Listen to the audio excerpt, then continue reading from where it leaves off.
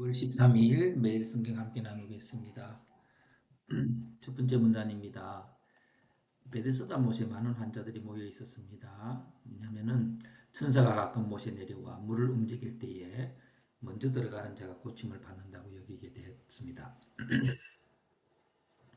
그곳에 38년 된 병자가 있는데 병에 오랜 줄 알았습니다. 그래서 낫고자 하느냐 물으시고 자기는 좀 움직일 수 없다고 먼저 물이 동할 때 가는 사람이 있다고 말했습니다. 그러자 예수님께서는 내 자리를 들고 걸어가라. 바로 그 자리에서 낫게 했습니다. 자, 이것은 어떤 행동이 아니라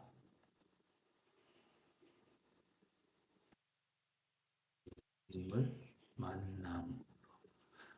인간의 행동이 아니라 예수님의 만남이 치유가 되는 것입니다. 근데 유대인들은 안식일에 자리를 들고 하는 옳다 하지 않고였고 누가 너를 낫게 했냐고 했을 때에 잘 모른다고 했습니다. 그 후에 예수님께서 더 심한 것이 생기지 않게 죄를 범하지 말라고 했을 때에 그를 고친 자가 예수인 줄 알고 사람들에게 유대인들에 가서 예수가 나를 고쳤다고 말해 주었다고 했습니다. 질병과 치유라는 제목에서 질병의 내용, 육체적 질병만 아니라 또 잘못된 안식일 개념에 갇힌 유대인, 또 실제로 우리의 율법을 어기는 죄들. 방법은 우리가 행동으로 뭘 하려니까 38년 된 행동으로 치유가 일어나지 않습니다.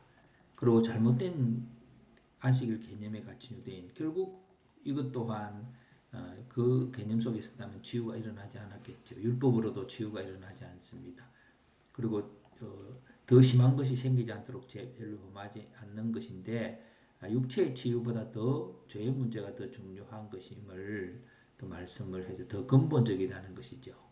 그래서 육체의 치유를 통해 예수를 알고 예수를 알아 진리에 거하며 영생을 누리는 자가 되어야 된다라고 한번 생각해 보았습니다.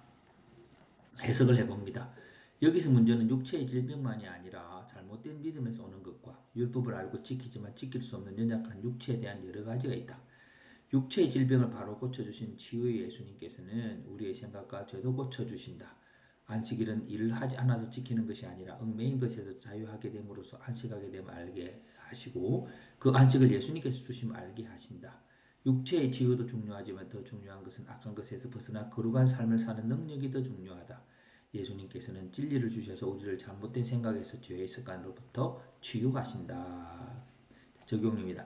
병자는 당면한 자신의 육체의 치유만을 생각하던 때에 육체를 치유하신 예수님께서는 그 영혼의 치유, 곧 하나님 말씀에 대한 바른 이해를 촉구하십니다. 그래서 우리가 문제 해결에 급급하지 말고 본질적인 치유를 강구해야 되는데 그 본질적인 복음이죠. 그것은 인간의 행동에 대해 인간이 아무리 해도 할 수 없습니다. 하나님의 전적인 은혜로 그리고 율법의 바른 해석은 오직 예수님에 대한 말씀으로 죄를 이기는 능력 오직 예수님 우리의 죄를 대속하신 예수님에 대한 믿음으로 죄를 이기게 되는 것입니다.